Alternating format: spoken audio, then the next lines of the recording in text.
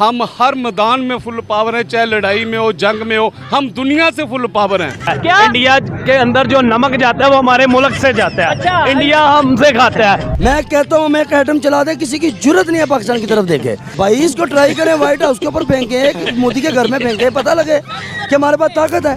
America super power ताकत है, हम नेटो के मेंबर हैं, हम भी। यही तो समझ नहीं आ रही, वो भगवान की पूजा करने वाले कहाँ जा रहे हैं, चांद पर चले गए हैं, और हम मुसलमान क्या कर रहे हैं, एक दूसरे को काटने पे तुले हुए हैं। यही तो कयामत है। हर बंदे के पास छुरी है कि मैं इसकी जेब काटूं, मैं इसकी जेब काटूं।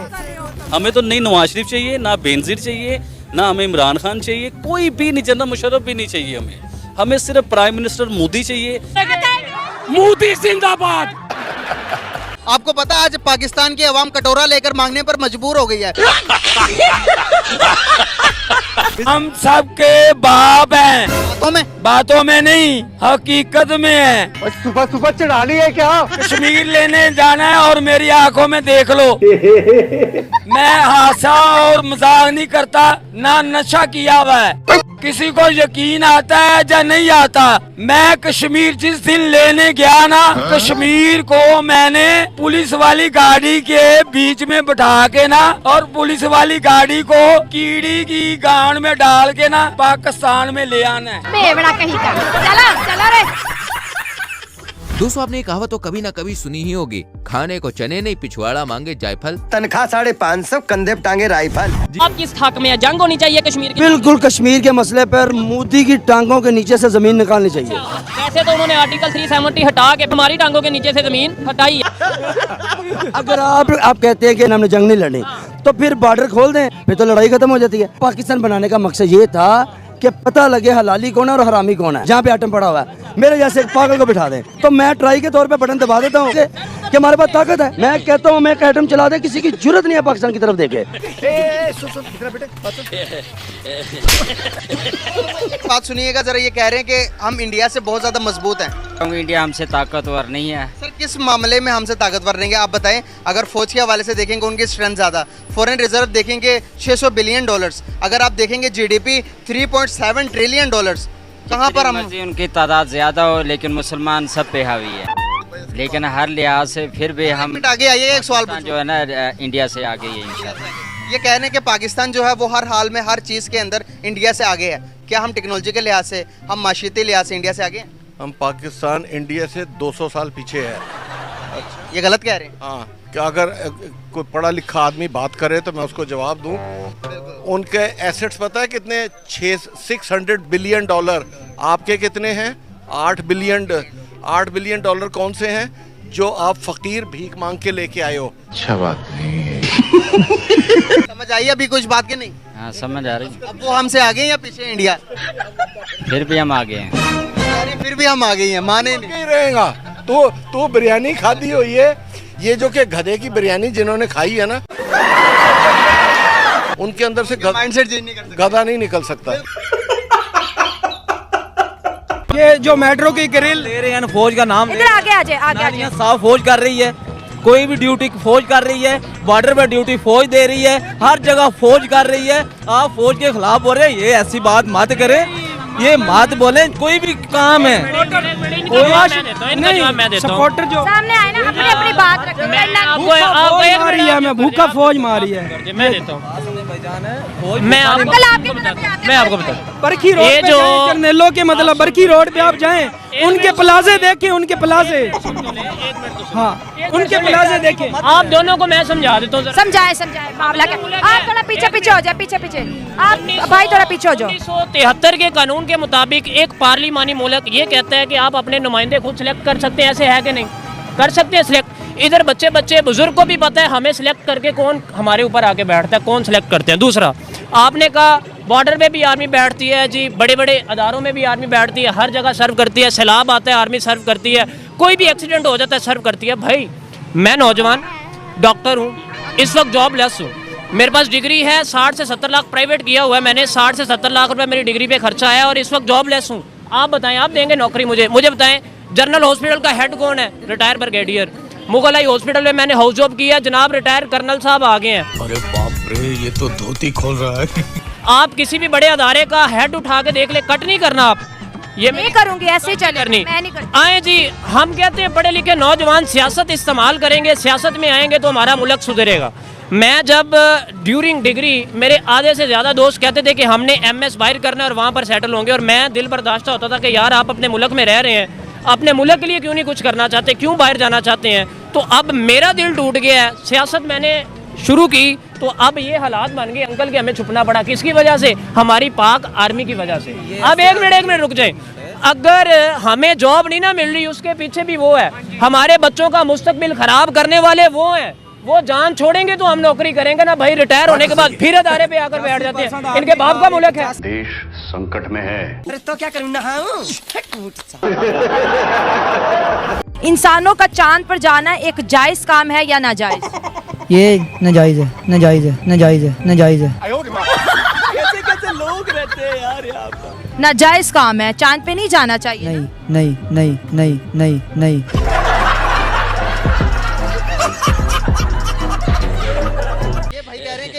पाकिस्तान इंडिया से ज्यादा मजबूत है, क्या कहेंगे? इससे ये नॉलेज की कि हमारी कौम दुनिया की सबसे लिटरेसी रेट पुअर है। इनसे एक सवाल पूछिए, ये स्टूडेंट है ना, इनके मेंबर कौन हो सकते हैं G10 के और G20? सिर्फ एक दो सवाल का जवाब दे दें, इनका पूरा जवाब आ जाएगा। G20 का नहीं, G20 दुनिया के 20 बड़े मईशत वाले मुल्क हैं, 20 अमीर ममालिक, जिसके अंदर इंडिया भी सरफहरिस्त। इंडिया जो है सरफहरिस्त है, ठीक है। और G10 मेडिकल साइंस दुनिया का सबसे मुश्किल शोबा है। इंडिया का G10 का इसीलिए मेंबर है कि इसका मेडिकल साइंस का जो शोबा है ना, वो अमेरिका, बरतानिया, ये G7 कंट्रीज के लेवल का है। पाकिस्तान से लोग हार्ट ट्रांसप्लांट और लिवर ट्रांसप्लांट के लिए उधर जाते हैं, क्योंकि इंग्लैंड में, अमेरिका में 3-4 करोड़ रुपया लगता है, वहाँ पे 40-50 लाख में करा के आते हैं, ठीक है। पाकिस्तान जब भीख मांगने जाता है ना IMF में, तो IMF का जो डायरेक्टर है वो इंडियन है, उसके गिड्डे कोडे पकड़ते हैं तो इनको ये खैरात और ज़कात और भीख मिलती है, कर्जा मिलता है। तेरा काम हो गया, तुझे। दोस्तों आज रात तक उनके घरों में आग लगेगी, पूरे हिंदुस्तान में आग लगेगी। मैं सच कह रहा हूँ। क्या बात करता है यार? पाकिस्तान में बैठे हुए हो, जहाँ भी बैठा हूँ, आग लगेगी उनके घर में, सारा हिंदुस्तान जल के राख हो जाएगा। ऐसी बात आपने क्यों बोली है? मुझे यकीन है मेरे अल्लाह पर। सुबह चढ़ानी है क्या? हमें किसी का कोई डर नहीं। अल्लाह के फजलो करम से हिंदुस्तान वाले जो सोचते रहे हैं, ये जो फिल्मों में दिखाते हैं, अगर हम अपनी एक्शन पर आ गए ना तो इनको पता नहीं चलेगा कि क्या करेंगे। जो मेरा नॉलेज है, उस नॉलेज के मुताबिक मैं बात करूंगा। मुझे इंडिया पसंद नहीं है। क्यों, वजह क्या है इस चीज़ की?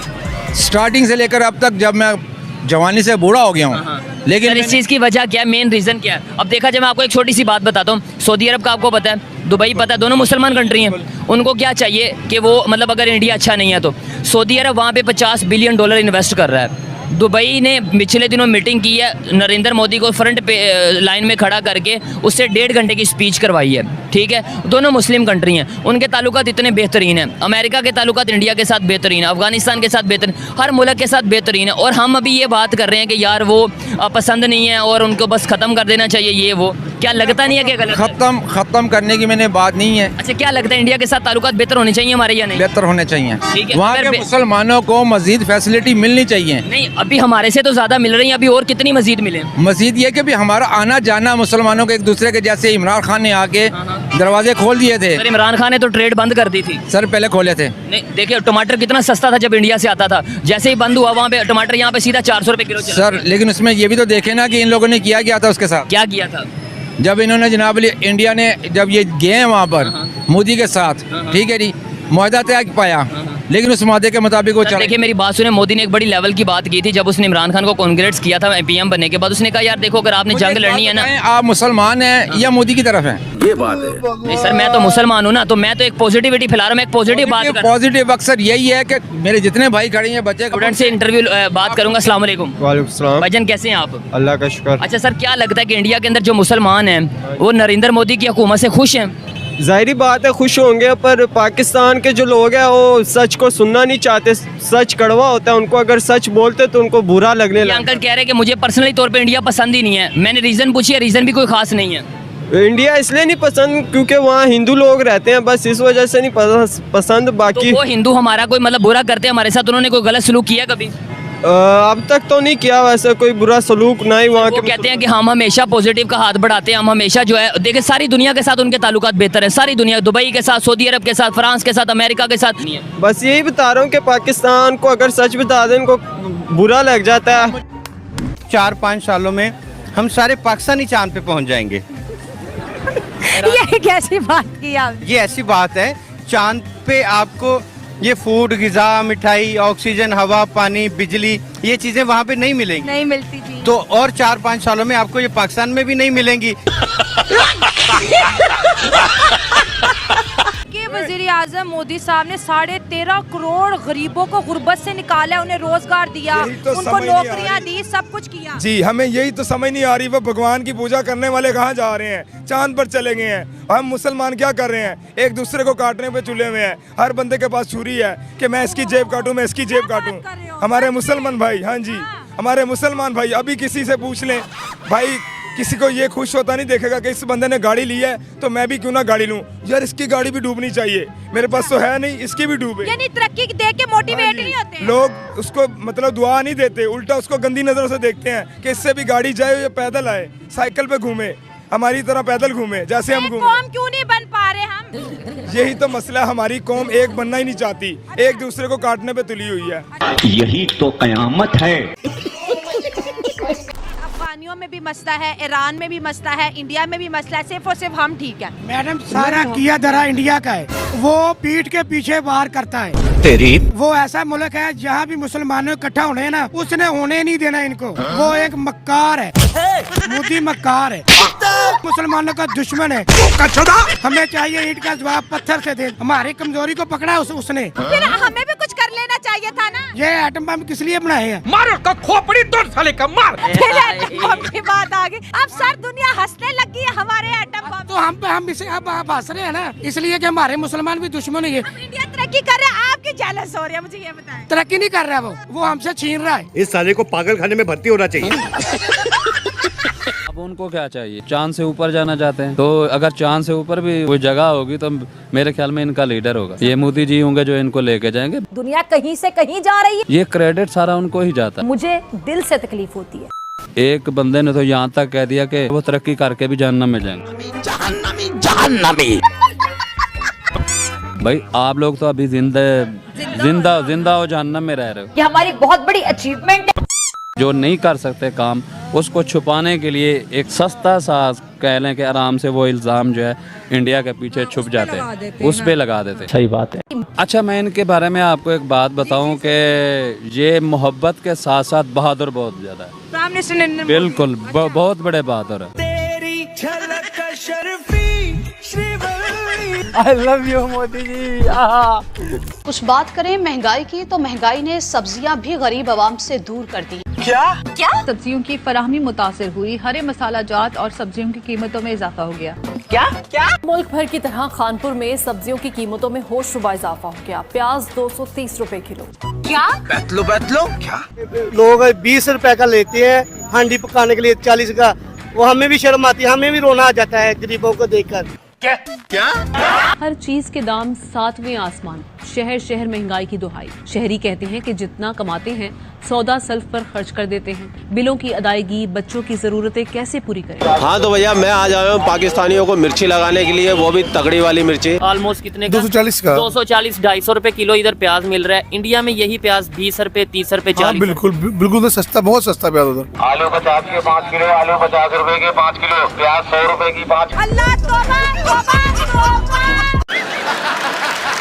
मेरे पास एविडेंस नहीं है कि ये मिशन कामयाब हुआ है, मेरे पास कोई सबूत नहीं है। क्या रे भिख मंगिया? इन्होंने जो एविडेंस पेश की है that is animated computer graphics, CGIs, AI generated. ज्ञानी महापुरुष जो इन्होंने ऑफिशियली प्रेजेंट किया है इट्स एक्चुअली कॉमिकल। वो वीडियो गेम्स में से निकाल के क्लिप्स हैं जो इन्होंने दिखाए। आप कहाँ थे ज्ञानी बाबा? क्या वो चांद पे लैंड किए हैं? अभी मुझे इस पे डाउट है, मुझे एविडेंस दे ये। अबे तू है कौन? और सिर्फ मैं ही नहीं, पूरी दुनिया में लोग इनका मजाक बना रहे हैं। और जो इनके चेहरे थे जब ये सो कॉल्ड सेलिब्रेट कर रहे थे, यू कुड सी के दे वर फेक्स। थोड़ा ऊपर, थोड़ा लेफ्ट। नासा ने या किसी और स्पेस एजेंसी ने कंफर्म नहीं किया है कि जो इन्होंने लैंडिंग की है ये कंफर्म लैंडिंग है। अजीब जानवर है। इंडिया से जो देख रहे हैं क्या पैगाम देंगे? आप हमसे कश्मीर कभी भी छीनने की बात ना करें, क्योंकि हमारे छोटे छोटे बच्चे जो हैं वो कश्मीर के लिए जज्बा रखते हैं। तो आपके 10 फौजी हो और हमारा एक बच्चा हो तो आप लड़ नहीं सकते। तू क्या कॉमेडी कर रही है मेरे सामने? मुसलमान लड़ाई से डरते नहीं है, क्योंकि अगर काफिर के खिलाफ हम लड़ गए मर गए तो शहीद है। आप लोग अगर मर गए मुर्दार है। तो इस बात पे एक ज़हन में रखना कि आप लोग कभी जिंदगी में हमारे साथ नहीं लड़ सकते। एक दिन मर जाएगा कुत्ते की मौत, जग में सब कहेंगे मर गया मादर चोर। क्या नाम है आपका? मैं नाहिल। नाहिल, माशाल्लाह से आप बहुत खूबसूरत लगे। Thank you so much. अच्छा मुझे बताएं क्या चल रहा है आज? कुछ भी नहीं, बस शादी शॉपिंग। आपकी शादी? हाँ जी। छोटी सी लग रही हैं आप। मैं एक डॉक्टर हूँ। माशाल्लाह। अच्छा जी डॉक्टर साहिबा, ये बताएं कि पाकिस्तानी डॉक्टर्स इंडिया के बारे में क्या सोचते हैं? इंडिया के बारे में हम अच्छा ही सोचते हैं ऑब्वियसली, और हम यही उम्मीद रखते हैं कि हमारे ताल्लुकात अच्छे रहें, बिकॉज हमारी neighbouring country and we have so much history with India, तो वी जस्ट होप कि सब अच्छा रहे। आजकल क्योंकि मैं शादी शॉपिंग कर रही हूँ तो सब्यसाची मेरे माइंड में आता है, क्योंकि मुझे इंडियन ब्राइड्स बहुत पसंद है। मुझे जो इंडिया के बारे में चीज़ इंस्पायर करती है वो ये है कि इंडिया तरक्की बहुत जल्दी कर रहा है, और मैं यही चाहूँगी कि इंस्टेड ऑफ एनवीइंग देयर सक्सेस हम भी उस तरफ जाएँ। और द फैक्ट कि इंडिया में लिटरेसी रेट बहुत ज़्यादा है, तो मैं चाहूँगी कि पाकिस्तान उस चीज़ पे अमल करे और अपना लिटरेसी रेट बढ़ाए। Because me being a doctor I would definitely want कि और लड़कियां इस चीज़ में आएँ, पढ़ाई की तरफ आएँ और आगे बढ़ें।